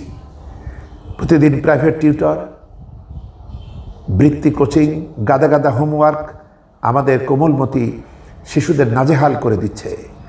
ধারণ ক্ষমতার চেয়ে অতিরিক্ত চাপ ওদের স্বাভাবিক সৃজনশীলতা নষ্ট করে ফেলছে। মনে রাখবেন, জোর করে বিদ্যা চাপিয়ে দেওয়ার নাম শিক্ষা নয়। শিক্ষা হলো আপনার সন্তানের স্বতঃস্ফূর্ত আত্মবিকাশ। আমাদের দেশে যে কোনো উপলক্ষে মাদ্রাসা কিংবা স্কুলগুলিতে বাৎসরিক ছুটি দিলে স্বভাবতই শিক্ষার্থীরা খুব খুশি হয়। কিন্তু পৃথিবীতে এমন অনেক দেশ আছে যেখানে স্কুল বন্ধ দিলে শিশুরা কান্না করে, কারণ তারা বাসার চেয়ে স্কুলকে বেশি এনজয় করে। ছুটির দিনগুলোতে তারা তাদের সুন্দর সুন্দর ক্লাসরুম, ক্লাসমেট এবং প্রিয় শিক্ষকদের খুব মিস করে। মনে আনন্দ নিয়ে বাচ্চারা যেটা শেখে সেটাই দীর্ঘদিন মনে রাখতে পারে। আমাদের সোনামণিরা মনের আনন্দে হেসে খেলে যেন সব শিখতে পারে, সেটার প্রতি আমাদের সবার লক্ষ্য রাখা উচিত। আনন্দ আর উৎসাহ নিয়ে ওরা যা শিখবে সেটাই হলো আসল শিক্ষা। সন্তানের সুশিক্ষা নিশ্চিতের জন্য ভালো শিক্ষক বাছাই করুন, ভালো শিক্ষা প্রতিষ্ঠান বাছাই করুন। লজ্জাজনক হলেও সত্য, বাংলাদেশের অনেক স্কুল মাদ্রাসায় শিক্ষার্থীদের উপর নির্যাতন করা হয়। শারীরিক নির্যাতনের মতো ঘটনাও ঘটে। আপনার সন্তানের সুশিক্ষা, স্বাস্থ্যের সুরক্ষা, চারিত্রিক শুভ্রতা আপনাকে নিশ্চিত করতে হবে। এরপরে স্বাস্থ্য সুরক্ষার নিয়ম শেখান। সন্তানকে ধীরে ধীরে স্বাস্থ্য সুরক্ষার নিয়ম শেখান। আমরা ছোটবেলায় পড়তাম, early to bed, early to rise makes a man healthy, wealthy and wise. যে আগে ঘুমায়, আগে ঘুম থেকে ওঠে, সে স্বাস্থ্যবান, বিত্তশালী ও বুদ্ধিমান হয়। এখন ছেলেমেয়ে রাতে ঘুমায় দেরি করে, উঠেও দেরি করে, ফজরের নামাজ পড়ে না, মক্তবেও যায় না। এর কারণ কি? এর কারণ হলো বাবা মায়েরাও দেরিতে ঘুমায়, দেরিতে ওঠে। এগুলো খুবই বদ অভ্যাস, স্বাস্থ্যের জন্য অত্যন্ত ক্ষতিকর। নিজেরা শোধরানোর পাশাপাশি সন্তানকেও এই ব্যাপারে সচেতন, সজাগ করতে হবে। বাচ্চাকে শেখান কিভাবে দাঁত ব্রাশ ও মিসওয়াক করতে হয়, কিভাবে স্যানিটেশন, হাইজিন মেনটেন করতে হয়, কিভাবে টয়লেট করতে হয়, টয়লেট শেষে কিভাবে হাত ধুতে হয়, সব কিছু। মেয়ে যখন প্রথম কৈশোরে পা দেয় তখন তাদের বয়ঃসন্ধিকালের বিষয়গুলো বুঝিয়ে দিন। এক্ষেত্রে মায়েদের ভূমিকা বেশি। মেয়েরা এসব জানে না, বোঝে না, অনেকে ভয় পেয়ে যায়, কি করবে বুঝে উঠতে পারে না। লাজুকতার কারণে কাউকে বলতেও পারে না, ফলে তারা বিভিন্ন স্বাস্থ্যজনিত সমস্যায় ভোগে। এই অবস্থায় পৌঁছার আগেই মায়েদের উচিত মেয়েকে এসব ব্যাপারে বিস্তারিত জানানো এবং পরিচ্ছন্নতা ও পবিত্রতার প্রাথমিক বিষয়াদি শিখিয়ে দেওয়া।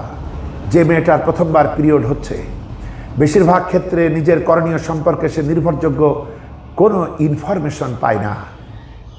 ইনফরমেশন থেকে আরও বেশি যেটা প্রয়োজন তা হচ্ছে মেন্টাল সাপোর্ট, অর্থাৎ কাছের কেউ সযত্নে তাকে বোঝাবে এটা কেন হচ্ছে, কিভাবে তুমি এটা মেনটেন করবে, কেন এটা তোমার সুস্বাস্থ্যের জন্য জরুরি, এটা কোনো অভিশাপ না, ইত্যাদি। এই জিনিসগুলো যথাযথভাবে তাদের সাথে অনেক সময় শেয়ার করা হয় না। আমাদের দেশে এগুলো নিয়ে অনেক কুসংস্কারও প্রচলিত আছে। নানি, খালারা এমন এমন কথা বলে যাতে মেয়েরা আরও বেশি সমস্যায় পড়ে যায়। এই জামা পরা যাবে না, এই কালার পরা যাবে না, এটা ধরা যাবে না, শোয়া যাবে না, ইত্যাদি প্রভৃতি। এসব থেকে আপনার মেয়েকে রক্ষা করতে হবে, তাকে বোঝাতে হবে এটা খুবই স্বাভাবিক একটা বিষয়।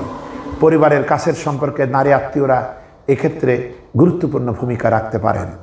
ব্ল্যাক ম্যাজিক, জাদুটোনা, অশরীরী যে কোনো জিনিসের অনিষ্ট থেকে নিরাপদে থাকতে প্রত্যেক ছেলে মেয়েকে কিছু কমন রুকাইয়া, সুন্নাহসম্মত ঝাড়ফুঁক শেখান, যাতে সে নিজের ঝাড়ফুঁক নিজেই করতে পারে। তাদেরকে সূরা ইখলাস, সূরা ফালাক, সূরা নাস, আয়াতুল কুরসি শেখান। এরপরে তাদের বিছানা আলাদা করুন। সন্তানের বয়স 10 বছর হলে তার বিছানা আলাদা করে দিন। এটা বিশ্বনবীর নির্দেশ, সুনান আবু দাউদ 495। মেয়ের বয়স 10 বছর হলে সে আর বাবার সাথে এক বিছানায় ঘুমাতে পারবে না। ছেলের বয়স 10 বছর হলে সে মায়ের সাথে এক বিছানায় ঘুমাতে পারবে না। এই সময় তাদের একটু প্রাইভেসি দিন, কিন্তু লাগাম ছেড়ে দেবেন না। বাবা মা হিসাবে সবসময় তাদের মনিটরিং করুন। আপনার সন্তান কার সাথে মেশে, কোথায় যায়, কোন ওয়েবসাইটে ঢোকে, এগুলো নজরদারি করুন। সন্তানের নিরাপদ ভবিষ্যতের জন্য এটা খুবই জরুরি। এরপরে শেখান সাঁতার ও জীবন ঘনিষ্ঠ বিষয়াদি শেখান। রাস্তায় পড়ে গেলে কিভাবে উঠতে হয় তা বাবা মা হাতে ধরে শেখায়, কিন্তু পানিতে পড়ে গেলে কিভাবে জীবন রক্ষা করতে হয় সেই পদ্ধতি অনেকেই শেখান না। অথচ জীবনের নিরাপত্তার জন্য সাঁতার শেখা খুবই জরুরি। শুধু সাঁতার নয়, নিরাপত্তার জন্য প্রয়োজনীয় সব কিছু বাচ্চাকে শেখানো উচিত। ছেলে মেয়েকে বিশেষভাবে যে কাজগুলো শেখাবেন, সাঁতার, রান্না, হোস্টেলে মেসে গেলে অথবা প্রবাস জীবনে এই বিদ্যা তাদের অনেক কাজে আসে। এরপরে সাইকেল, মোটর সাইকেল, গাড়ি চালানো, ভাষাগত দক্ষতা অর্জন, মাতৃভাষা, আরবি ভাষা, ইংরেজি ভাষাসহ আরও যতগুলো পারা যায়, আত্মরক্ষার কৌশল। হজরত উমর ফারুক রাদিয়াল্লাহু তাআলা আনহু হজরত আবু উবাইদা রাদিয়াল্লাহু তাআলা আনহুর কাছে একটি চিঠি লিখেছিলেন। সেখানে তিনি সন্তানদের দুটো জিনিস শেখানোর নির্দেশ দিয়েছিলেন। একটি হচ্ছে সাঁতার কাটা, আরেকটি হলো তীর চালানো। মুসনাদ আহমদ 323। সন্তানদের ননির পুতুল করে গড়ে তোলা উচিত নয়, এতে তাদের বরং ক্ষতিই হয়। জীবন সংগ্রামে প্রতিকূল পরিবেশে কিভাবে টিকে থাকতে হবে সেটা শিক্ষা দিন। তাদের অতি বিলাসী বানাবেন না, কষ্ট সহিষ্ণু করে গড়ে তুলুন। এতে তারা জীবন ঝড়ে ভেঙে পড়বে না, বরং কোমর সোজা করে দাঁড়াতে শিখবে। এরপরে সময় মতো ওদের বিয়ে দিন, সন্তানকে সময় মতো বিয়ে দিয়ে দিন। এতে তাদের চরিত্রের হেফাজত করা সহজ হয়, তারা ক্যারিয়ারের প্রতি মনোযোগী হয় এবং খামখেয়ালি ভাব ছেড়ে দেয়, সময়ের কাজ সময়ে করতে শেখে। এজন্য আমাদেরও সময়ের কাজ সময়ে করতে হবে। বিয়ের সম্পর্ক যৌবনের সাথে, ক্যারিয়ারের সাথে নয়। ক্যারিয়ার গড়ার জন্য পড়ে রয়েছে সারাটি জীবন। যৌবন আল্লাহর দেয়া এমন এক অমূল্য নিয়ামত যেটা নবায়নযোগ্য নয়। তাই যৌবনের শুরুতেই ছেলে মেয়েদের বিয়ের ব্যবস্থা করুন এবং হালাল পন্থায় যৌবনকে উপভোগ করার সুযোগ করে দিন। অন্ন, বস্ত্র ও বাসস্থানের মতোই বিয়েও একটি মৌলিক অধিকার, বেসিক নিড। এটি একটি সহজাত বিষয় যেটাকে উপেক্ষা করার কোনো সুযোগ নেই। বাংলাদেশের আবহাওয়া ও পরিবেশে একটি ছেলে অথবা মেয়ে গড়ে 15 থেকে 16 বছর বয়সেই পরিপূর্ণ যৌবন লাভ করে থাকে, সেক্সুয়াল অ্যাবিলিটি। কিন্তু তারা বিয়ে করে আরও 10-15 বছর পর। এই লম্বা সময় ধরে তাদের যৌবনের ক্ষুধা নিবারণের কোনো বৈধ সুযোগ কি তাদের হাতে রয়েছে? না, নেই। উপরন্তু বিয়ের প্রশ্ন উঠলেই আসে সামাজিক যত নিয়মকানুনের দোহাই। একটি মুসলিম সমাজে এটা নিতান্তই অপ্রত্যাশিত, অমানবিক এবং সুস্পষ্ট শরিয়া এবং মানবাধিকারের লঙ্ঘন। সন্তানের খাদ্য, শিক্ষা কিংবা চিকিৎসা ইত্যাদি চাহিদা মেটাতে অভিভাবকগণ যতটা সজাগ ও সিরিয়াস, প্রাপ্তবয়স্ক সন্তানদের বৈধভাবে যৌন চাহিদা মেটানোর বন্দোবস্ত করাতে তারা ঠিক ততটাই উদাসীন। নানান অজুহাত, বাহানা আর সামাজিকতার দোহাই দিয়ে বিয়েকে দিনকে দিন জটিল থেকে আরও জটিলতর করা হচ্ছে। মৌলিক এই চাহিদা মেটানোর বৈধ উপায় যেহেতু রুদ্ধ, তাই অবৈধ উপায়গুলো সেই স্থান দখল করে নেবে, এটাই তো স্বাভাবিক। ফলে হারাম রিলেশনশিপ, পর্নোগ্রাফি উপভোগ এবং ধর্ষণের মতো জঘন্য ঘটনাও আজ দেশের প্রাত্যহিক খবরে রুটিন নিউজে পরিণত হয়েছে। নতুন প্রজন্মকে এই ধ্বংসাত্মক অবক্ষয় থেকে রক্ষা করতে অভিভাবকদের আরও দায়িত্বশীলতার পরিচয় দিতে পারতে হবে। আমাদের অবহেলায় আদরের সন্তানেরা হারাম সম্পর্কে জড়িয়ে পড়লে অভিভাবক হিসাবে আল্লাহ তাআলার দরবারে আমরা কোনোভাবেই এর দায় এড়াতে পারবো না।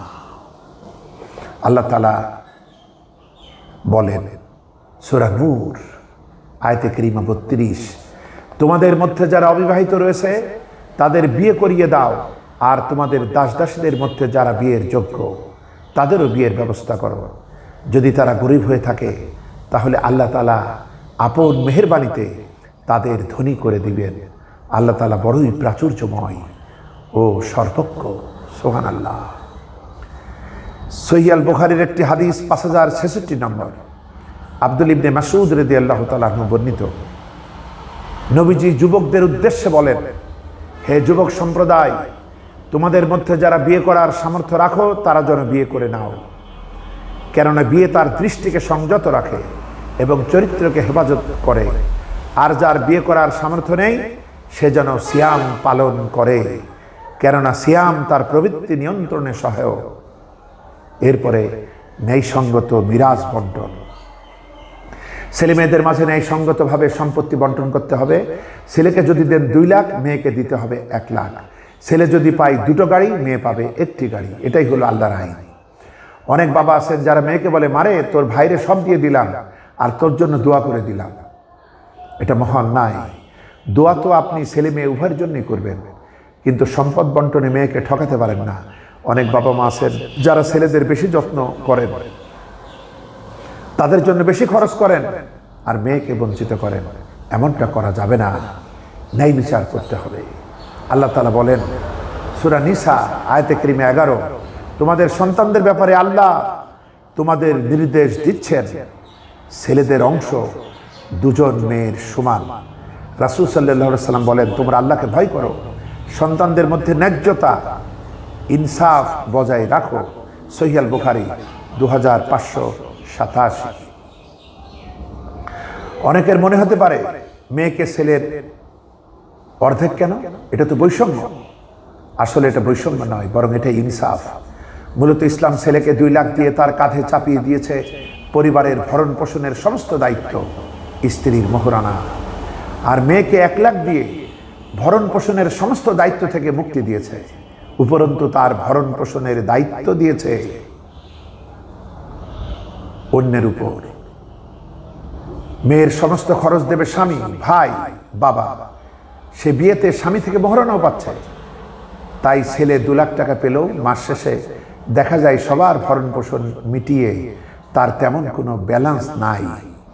অন্যদিকে মেয়ে 1 লাখ টাকা পেলেও ভরণ পোষণের দায়িত্ব না থাকায় তার খরচ হয়নি 1টি টাকাও, পুরো টাকাটাই সঞ্চয় হিসাবে রয়ে গেছে। সুতরাং হিসাব করলে দেখা যাবে জিতটা বরং ছেলের নয়, মেয়েরই হয়েছে। সূরা লুকমানের শিক্ষা। লুকমান হাকিম ছিলেন একজন প্রজ্ঞাবান, বিচক্ষণ ও আল্লাহওয়ালা ব্যক্তি। তিনি তার প্রিয় সন্তানকে কিছু চমৎকার উপদেশ দিয়েছিলেন। এই উপদেশমালা এতই সুন্দর ও গ্রহণযোগ্য ছিল যে মহান আল্লাহ তাআলা সরাসরি কোরআনুল কারিমে সেগুলো উল্লেখ করেছেন।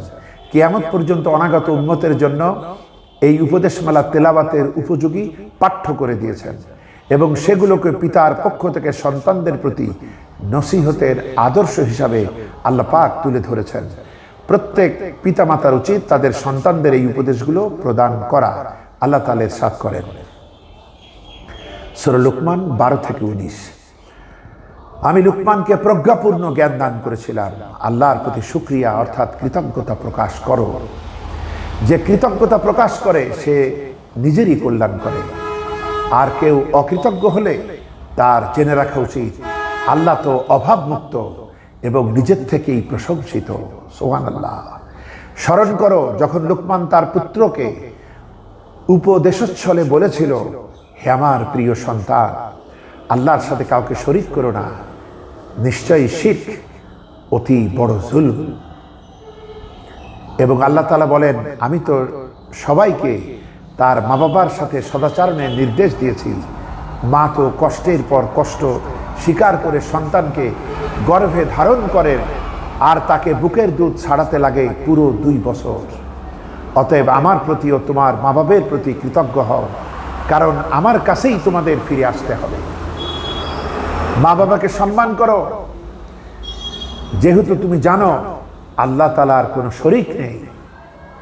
তাই তোমার মা বাবা যদি আমার সাথে কাউকে শরীক করার ব্যাপারে চাপ দেয়, আল্লাহর নির্দেশের বিপরীত কোনো কাজ করতে বলে, তাহলে কখনো তাদের সে কথা মানবে না। তবে এরপরও তাদের সাথে সবসময় সুন্দর ব্যবহার করবে।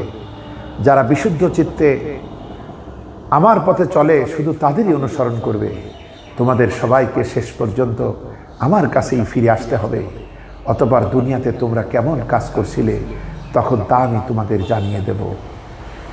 হযরতে লুকমান আরো বলেছেন, হে আমার প্রিয় সন্তান, হে আমার কলিজার টুকরা সন্তান, সরিষার দানা পরিমাণ কোনো কিছু যদি পাথরের ভেতর কিংবা জমিনের নিচে অথবা নভমণ্ডলের কোথাও লুকিয়ে যায়, তবে তোমার আল্লাহ তো এমন যে সেটিকে তিনি হাজির করবেন। আল্লাহ তো সূক্ষ্মদর্শী, সর্ববিষয়ে অবহিত। হে আমার প্রিয় সন্তান, সালাত কায়েম করো, অন্যকে সৎকর্মে অনুপ্রাণিত করো এবং অসৎকর্মে নিরুৎসাহিত করো, আর তোমার উপর আপতিত বিপদ মুসিবতে সবর করো। এটাই সাহসী মানুষের কাজ। কখনো অহংকার বশত মানুষকে অবজ্ঞা করো না। মাটিতে জমিনে গর্ব ভরে পা ফেলো না। উদ্ধত অহংকারীকে নিশ্চয়ই আল্লাহ তাআলা পছন্দ করেন না। হে আমার প্রিয় সন্তান, চালচলনে সুশীল হও, মোলায়েম কণ্ঠে কথা বলো। কখনো গাধার স্বরের মতো নিজের কণ্ঠস্বরকে কর্কশ করো না। নিশ্চয়ই কণ্ঠস্বরের মাঝে গাধার স্বরই নিকৃষ্ট। সূরাতুল লুকমান 12-19। সন্তান সন্ততি পিতা মাতার জন্য আল্লাহ তাআলার পক্ষ থেকে একটি নিয়ামত এবং আমানত। তারা যেমনিভাবে দুনিয়ার সৌন্দর্য চক্ষু শীতলকারী, ঠিক তেমনি মাতা পিতার জন্য ফিতনা বা পরীক্ষাও বটে। সন্তান সুষ্ঠুভাবে প্রতিপালন একটি চ্যালেঞ্জ, তবে এর জন্য আল্লাহ তাআলা অনেক পুরস্কারও রেখেছেন। সেই পিতামাতাই সত্যি সৌভাগ্যবান যাদের আল্লাহ তাআলা নেককার সন্তান দান করেছেন। আমরা যেন আমাদের সন্তানদের সুশিক্ষিত, দেশপ্রেমিক ও আল্লাহ সচেতন করে গড়ে তুলতে পারি। আল্লাহ তাআলা আমাদের সন্তান প্রতিপালনের গুরু দায়িত্ব যথাযথভাবে সম্পাদন করার তৌফিক দান করুন। আমরা পড়ি আমিন। সম্মানিত দর্শক শ্রোতৃ মণ্ডলী, অনেক ব্যস্ততা এবং ঝঞ্ঝাটপূর্ণ পরিবেশের মাঝেও এর ভিতরে বিদ্যুৎ চলে গিয়েছে, লোকেরা ফোন করেছে, নানা রকম প্রতিকূল অবস্থার মধ্যেও আমরা আমাদের প্রিয় ভাই মিজানুর রহমান আজহারীর এই সুন্দর মেসেজ বইটি থেকে স্মার্ট প্যারেন্টিংয়ের গুরুত্বপূর্ণ কথাগুলি হুবহু আপনাদের সঙ্গে শেয়ার করলাম, আপনাদের সামনে তুলে ধরার জন্য প্রচেষ্টা নিলাম। আমরা দোয়া করি আল্লাহ সুবহানাহু ওয়া তাআলা আমাদের এই প্রচেষ্টাকে কবুল করুন এবং এই কথাগুলি আল্লাহ পাক আমাকে আমল করার তৌফিক দিন এবং আপনাদেরকেও দিন, এবং সর্বোপরি মিজানুর রহমান আজহারী ভাইকেও আমল করার তৌফিক দিন। আমরা সকলের কল্যাণ কামনা করে আজকের মতো এই নবম মেসেজটি শেষ করলাম। আমিন। আসসালামু আলাইকুম ওয়া রাহমাতুল্লাহি ওয়া বারাকাতুহু।